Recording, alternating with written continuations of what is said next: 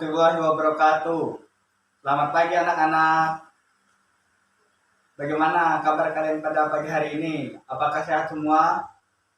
Alhamdulillah kalian sudah sehat semua.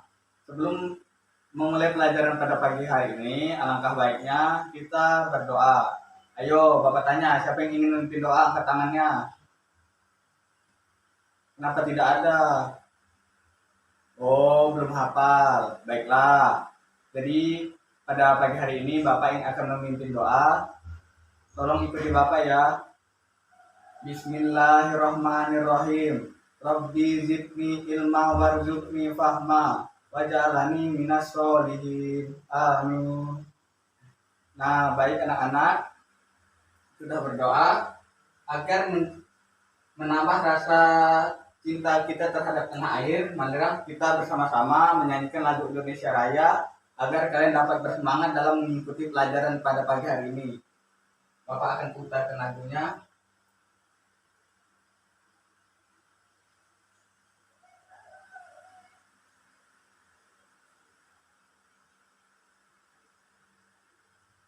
Kita menyanyi bersama-sama ya. Ini Bapak putar lagunya.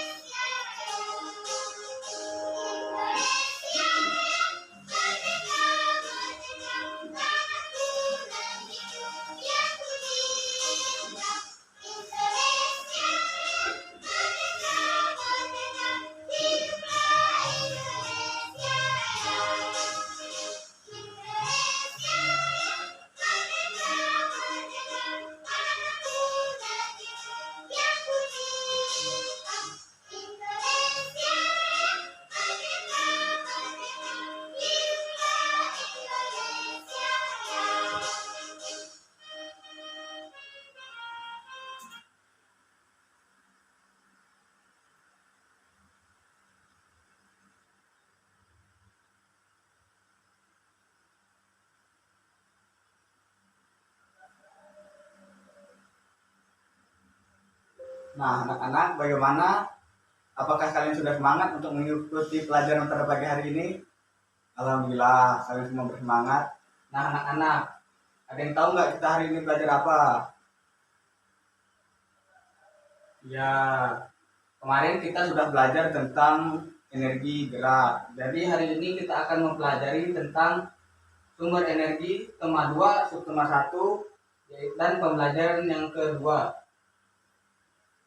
Nah, anak-anak, sebelum kita memasuki pelajaran pada pagi hari ini, Bapak ingin menyampaikan materi yang akan kita pelajari pada pagi hari ini. Materi yang pertama yaitu memahami tanda tempo dan tinggi rendah nada. Yang kedua, mengidentifikasi pelaksanaan kewajiban dan hak sebagai warga masyarakat dalam kehidupan sehari-hari. Yang ketiga, menjelaskan dan melakukan penafsiran dari jumlah, selisih, hasil kali, dan hasil bagi. 2. Bilangan cacah maupun pecahan dan desimal. Nah, setelah itu tujuan pembelajaran. Jadi tujuan pembelajaran kita pada hari ini yaitu yang pertama, setelah mengamati teks lagu, siswa mampu mengidentifikasi tinggi rendah nada dari teks lagu Menanam Jagung dengan benar. Yang kedua, setelah mendengarkan contoh, siswa mampu menyanyikan notasi lagu Menanam Jagung sesuai tinggi rendah nada dengan aba-aba ketukan yang disampaikan oleh saya sendiri dengan benar. Yang ketiga, setelah berdiskusi, siswa mampu memberikan contoh hak dan kewajiban dalam kehidupan masyarakat dengan benar. Yang keempat, setelah berdiskusi, siswa mampu menjelaskan perbedaan hak dan kewajiban dalam kehidupan masyarakat dengan benar. Yang kelima, setelah berdiskusi, siswa mampu menjelaskan cara melakukan penakdiran jumlah dan selisih dengan benar. Nah, jadi yang terakhir ini setelah bereksplorasi, siswa mampu menyelesaikan masalah yang terkait dengan penakdiran jumlah dan selisih bilangan cacah dengan benar. Nah, anak-anak, sekarang kalian amati dulu ya lagu Menanam Jagung. Kalian amati teks notasi angkanya. Nah, setelah itu identifikasi tinggi rendah nada dari notasi angka lagu tersebut. Apa yang kalian temukan anak-anak? Ya, jadi dari notasi angka lagu Menanam Jagung ada irama lagu 4/4. Terdapat notasi angka do sama dengan 1, re sama dengan 2, mi sama dengan 3, fa sama dengan 4, sol sama dengan 5, la sama dengan 6, dan yang terakhir si sama dengan 7. Nah, terdapat angka 0 yang artinya adalah tanda istirahat. Juga ditemukan tanda titik setengah not angka yang menandakan bahwa not angka sebelum tanda titik ketukannya bertambah. Misal 1 dibaca do dengan 2 ketukan. Terdapat juga 2 notasi angka yang di atasnya diberi tanda garis. Ini mempunyai arti bahwa kedua not tersebut dibaca dalam 1 ketukan atau masing-masing 1/8 ketukan sehingga nada tersebut terdengar cepat. Nah, jadi tahukah kalian tinggi rendah nada? Nah, berikut ini Bapak urutkan tinggi rendah nadanya. Bisa kalian lihat gambar. Nah, semakin ke kanan nada akan semakin tinggi. Pada teks lagu Menanam Jagung, tandailah. Yang pertama, kalian akan menandai nada tinggi. Yang kedua, nada rendah. Birama lagu adalah 4/4. Itu menunjukkan bahwa satu birama terdapat 4 ketukan. Satu ketukan akan bernilai 1/4. Yang ketiga, C, tanda menunjukkan bahwa kedua nada dalam 1 ketukan masing-masing 1/8 ketukan. Nah, kalian akan mencoba dengan saya untuk menyanyikan notasi lagu Menanam Jagung sesuai dengan tempo dan tinggi rendah nada.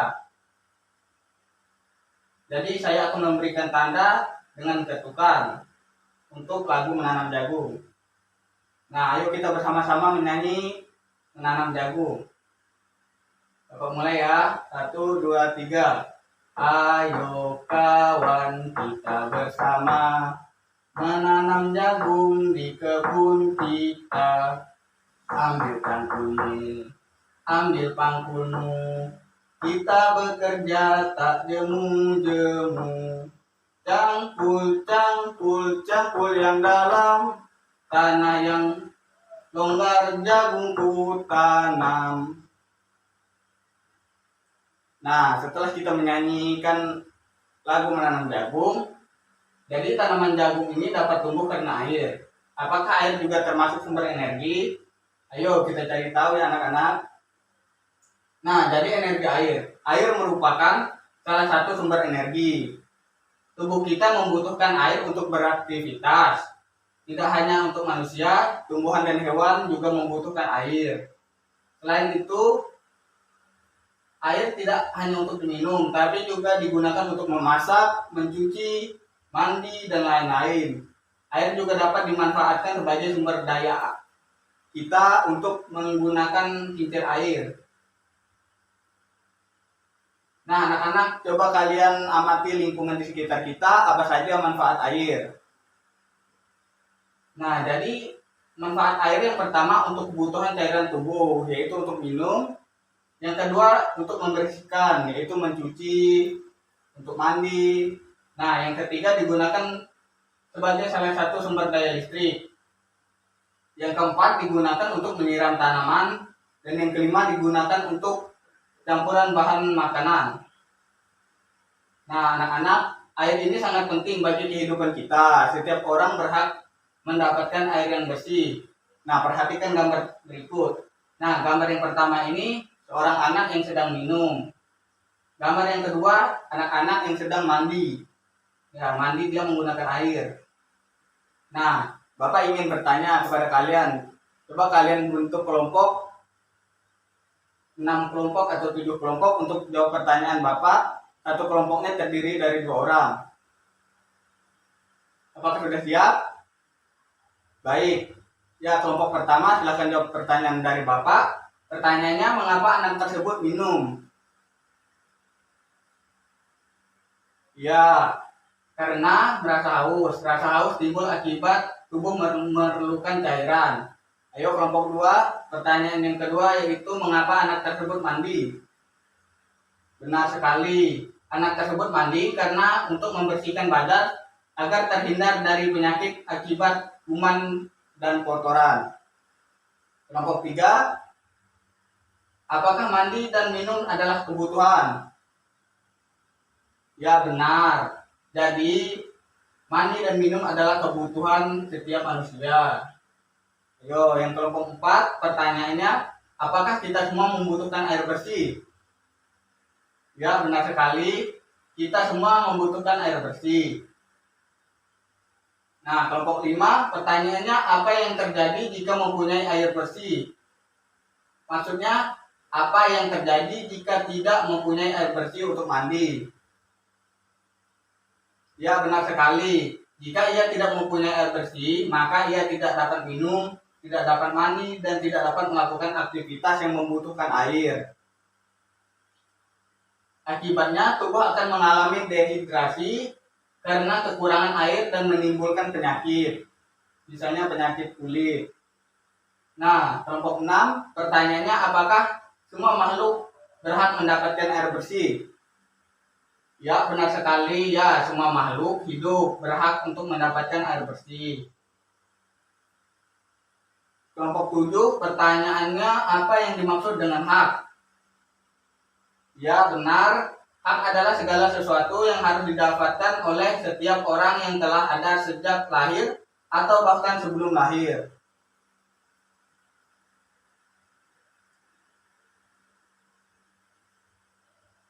Nah, jadi pertanyaan yang terakhir, kelompok 8. Pertanyaannya, carilah contoh hak-hak kita dalam kehidupan masyarakat dan berikan alasannya. Ya, benar sekali. Jadi contoh hak-hak kita dalam kehidupan masyarakat, yang pertama hak untuk kehidupan masyarakat. Untuk mendapatkan perlindungan hukum karena semua warga negara memiliki kedudukan yang sama di mata hukum dan di dalam pemerintahan. Yang kedua, hak untuk diperlakukan yang sama dalam masyarakat sebagai bentuk dari hak untuk bebas dari segala bentuk diskriminasi atau pelanggaran. Yang ketiga, hak untuk menyampaikan pendapat. Sebagai bagian dari masyarakat, kita berhak menyampaikan pendapat yang berkaitan dengan kepentingan bersama. Contohnya seperti bermasyarakat. Yang keempat, setiap warga negara berhak untuk bebas memilih dan menjalankan agama dan kepercayaannya masing-masing sesuai dengan sila pertama dari Pancasila, yaitu ketuhanan yang Maha Esa. Yang terakhir, setiap warga negara berhak memanfaatkan sumber daya alam untuk memenuhi kebutuhan hidupnya. Nah, selanjutnya, sebelum kita melanjutkan pembelajaran yang kedua, marilah kita bersama-sama ice breaking agar kalian tambah semangat dalam mengikuti pelajaran yang kedua ini. Bapak akan memimpin kalian untuk ice breaking. Ayo ikut Bapak ya. Anak-anak semua, ayo kita belajar mengenal panca indera. Ada 5 macamnya: mata, hidung, telinga, lidah, dan juga kulit. Itu semua ciptaan dari Allah. Mata untuk melihat, hidung untuk mencium, mulut untuk merasa, kulit untuk meraba, telinga untuk mendengar, bunyi juga suara. Itu semua ciptaan dari Allah. Nah, anak-anak, apakah kalian sudah semangat untuk melanjutkan pembelajaran yang kedua? Ya. Nah, jadi setiap orang itu berhak mendapatkan air bersih. Untuk itu, setiap anggota masyarakat juga harus melaksanakan kewajiban dengan baik.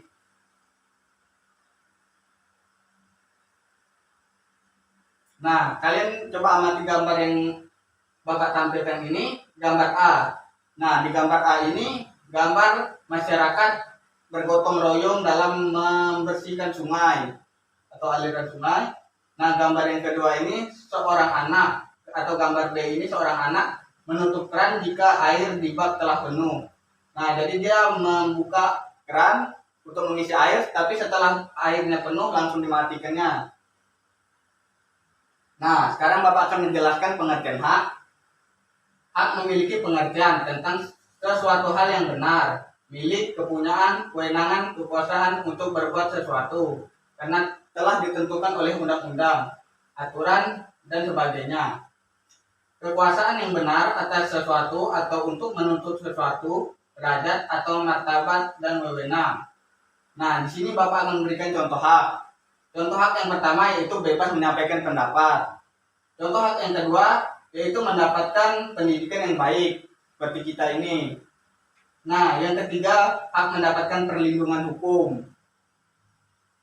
Nah, contoh bukan hak. Yang pertama yaitu bebas melakukan kejahatan.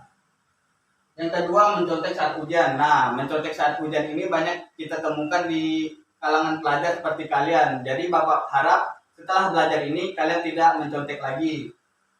Nah, yang ketiga memukul teman jika tidak mau membantu. Nah, kalian tidak boleh seperti itu. Dalam berteman kita harus baik-baik saja. Kalau tidak mau membantu jangan seperti itu. Jangan melakukan kekerasan. Nah, Bapak ada soal lagi nih. Kalian jawabnya pakai kelompok yang tadi ya. Ya, kelompok 1. Pertanyaannya, apa saja dampak dari kegiatan gambar A?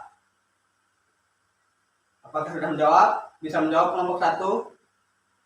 Ya, jadi dampak dari kegiatan tersebut yaitu sungai menjadi bersih dan tidak tercemar lagi.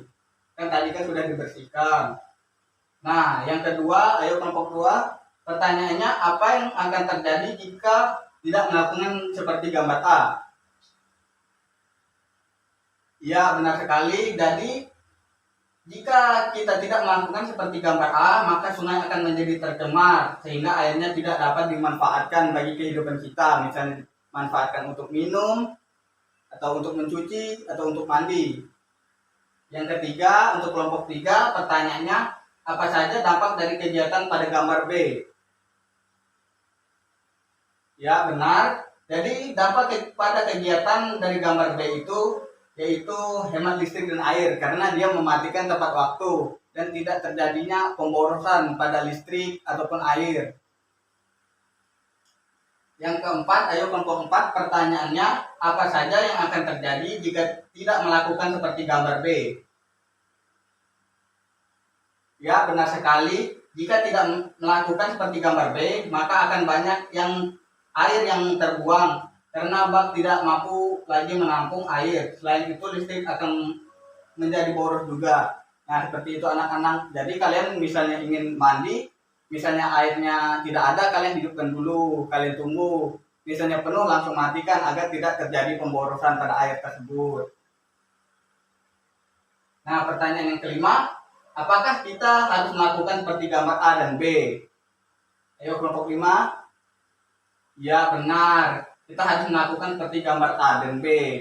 Karena gambar A dan B itu seperti baik bagi kita. Yang keenam, apa yang dimaksud dengan kewajiban? Ayo kelompok 6.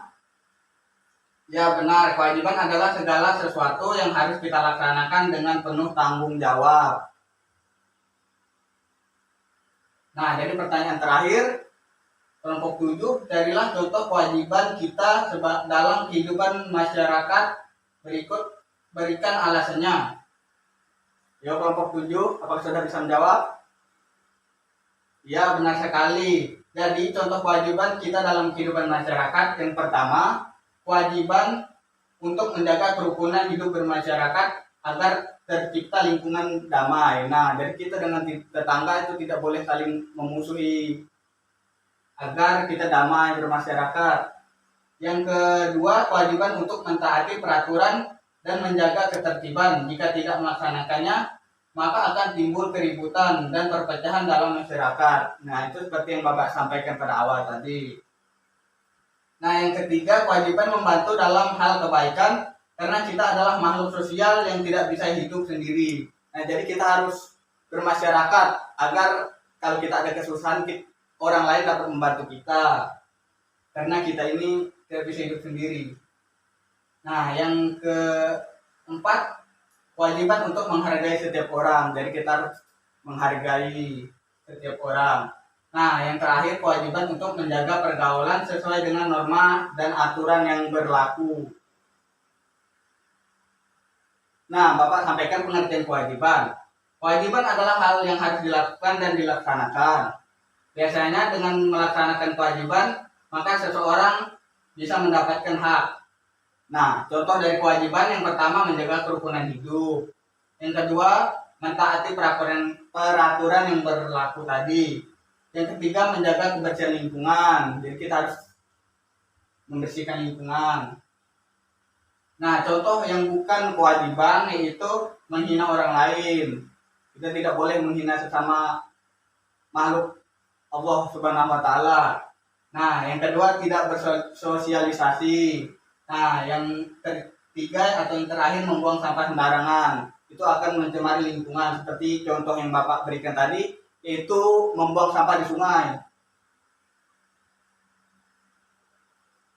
Nah, ini Bapak ada pertanyaan lagi. Ini gambarnya orang yang sedang mencuci tangan. Nah, gambar yang kedua ini anak yang sedang membasuh piring. Jadi pertanyaan yang pertama ini, apakah dia sudah mendapatkan haknya dengan baik? Ada gambar 1, ya, dia sudah mendapatkan haknya. Untuk gambar 2, ya, dia sudah mendapat haknya juga. Nah, dari pertanyaan yang kedua, apakah dia sudah melaksanakan kewajibannya? Lihat pada gambar 1. Nah, pada gambar 1 ini jawabannya tidak. Dia belum melaksanakan kewajibannya karena tidak menutup keran air ketika sedang tidak digunakan. Jadi dia perlu mencuci tangan, keran airnya terus hidup. Jadi airnya keluar dari tempat penampungannya sehingga akan boros. Nah, pada gambar yang kedua ini kan dia sedang mencuci piring. Nah, jadi jawabannya ya, dia sudah melaksanakan kewajibannya untuk mencuci piring setelah dia makan. Jadi setelah dia makan itu piringnya harus dicuci agar tidak menumpuk. Nah, pertanyaan yang ketiga atau yang terakhir, apa yang sebaiknya dia lakukan? Nah, pada gambar pertama ini sebaiknya dia menutup keran air saat sedang tidak menggosok tangan agar tidak boros air. Jadi misalnya kita membasuh tangan, jadi setelah membasuh tangan itu kan kita pakai sabun, jadi kerannya harus ditutup agar tidak jadi pemborosan. Nah, setelah kita menggosok tangan, mencuci dengannya sabun, kita buka lagi keran untuk membilas tangan kita. Nah, pada gambar yang kedua, sebaiknya dia menggunakan air secukupnya untuk mencuci piring agar tidak boros. Nah, dia pada gambar kedua ini juga mencuci piring, tapi harusnya pada dia sedang mencuci piringnya, memberinya sabun, dia harus menutup kerannya dulu. Jadi ditumpuk dulu piring-piring yang sudah disabun, baru nanti dibilas bersama-sama. Nah, air merupakan salah satu energi yang penting bagi manusia. Setiap orang berhak mendapatkan air bersih. Kita wajib untuk menghemat penggunaannya. Jadi apa perbedaan antara hak dan kewajiban? Ayo Bapak minta 2 orang untuk menjawab. Ya, yang pertama Anang. Benar sekali Anang. Jadi hak itu bisa berarti kewenangannya. Kekuasaan, kepunyaan, derajat dalam kalimat itu berarti manusia punya kewenangan untuk memperoleh air bersih. Ayo yang kedua siapa? Angkat tangan. Ya, Maya. Ayo jawab Maya, perbedaan hak dan kewajiban. Ya, benar sekali Maya. Jadi kewajiban itu bisa berarti tugas, pekerjaan, keharusan, sesuatu yang dilaksanakan dalam kalimat itu berarti penggunaan air menghemat atau menghemat penggunaan air. Nah, pembelajaran yang ketiga. Ayo, supaya tambah semangat kita speaking lagi pada pembelajaran yang kedua. Ikuti Bapak ya. Anak-anak semua, ayo kita belajar mengenal panca indera. Ada 5 macamnya. Mata, hidung, telinga, lidah, dan juga kulit. Itu semua ciptaan dari Allah.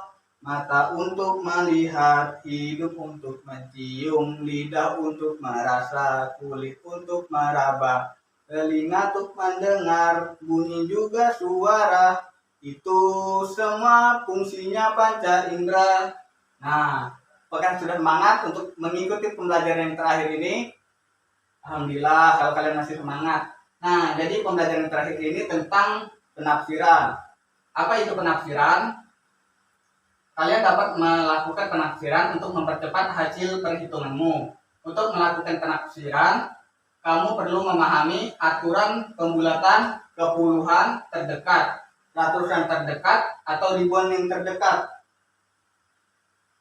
Nah, pertanyaannya, bagaimana cara melakukan penafsiran? Taksirlah penjumlahan berikut kepuluhan terdekat. 123 tambah 276. Nah, jadi 123 ini dicari dulu angkanya yang mendekati. Contohnya yaitu 120, kan 123 dan 120 dekat. Nah, jadi kita bulatkan menjadi 120 dulu. Yang kedua 276. Nah, 276 ini mendekati angka berapa? Ya, benar sekali. Angka 276 ini mendekati 270. Hasilnya 120 ditambah 270 sama dengan 380. Jadi hasil penafsiran adalah 390. Untuk operasi pengurangan caranya juga sama dengan cara yang di atas. Nah, jadi untuk pengurangan itu sama juga caranya dengan yang Bapak terangkan ini. Nah, Bapak ada soal ini untuk PR kalian di rumah. Jadi Maya ingin mengetahui penggunaan air bersih di rumah setiap minggunya. Berikut data yang Maya temukan. Hitunglah jumlah air yang digunakan oleh teman-teman Maya. Lakukan penafsiran untuk mempercepat penghitungannya. Nah, ini data-data dari teman-teman Maya. Maya ini penggunaan air bersih di rumah dalam satuan liter yaitu 273. Sedangkan Edo 324, Lani 363, Dayu 262, dan yang terakhir Udin. Nah, Udin ini menggunakannya 291. Ini untuk di rumah ya. Nah, hitunglah jumlah air yang digunakan oleh teman-teman Maya. Lakukan penafsiran agar mempercepat menghitungnya. Nah, ini tadi Bapak berikan soal untuk kalian kerjakan rumah untuk PR. Minggu depan akan kita bahas. Jadi kesimpulannya, bagaimana cara melakukan penafsiran? Penafsiran operasi bilang adalah melakukan penafsiran terhadap operasi hitung. Operasi hitung bisa penjumlahan, pengurangan, perkalian, dan pembagian. Melakukan penafsiran adalah melakukan perkalian. Cara melakukan penafsiran adalah dengan cara pembulatan terlebih dahulu. Jadi sebelum kalian melakukan penafsiran, kalian harus membulatkannya terlebih dahulu. Nah, baru kalian bisa melakukan operasi itu. Demikian pembahasan materi pembelajaran tema 2, subtema 1, dan yaitu sumber energi pada pagi hari ini. Nah, semoga pelajaran kita pada pagi hari ini dapat bermanfaat bagi kita semua. Nah, sebelum kita mengakhiri pelajaran pada hari ini, alangkah baiknya kita berdoa agar kegiatan belajar kita pada pagi hari ini dapat bermanfaat bagi kita dan dapat menjadi ilmu bagi kita ke depannya. Bapak akan memimpin doa ya. Bismillahirrahmanirrahim. Allahumma arinal haqqo haqqon warzuqna tiba'ahu Wa arinal bathila bathilan warjukna tina bahu. Amin. Sekian dari Bapak anak-anak. Nah, sebelum kita mengakhirinya, marilah kita menyanyikan lagu.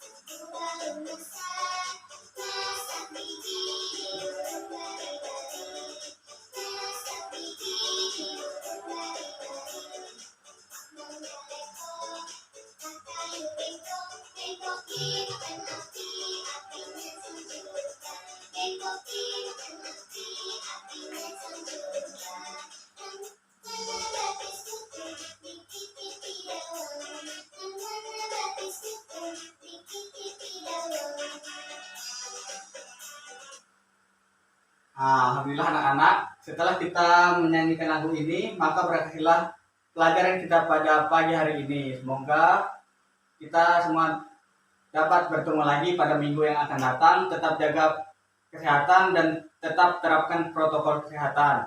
Nah, untuk itu Bapak akhiri dengan salam. Wassalamualaikum warahmatullahi wabarakatuh. Selamat pagi anak-anak.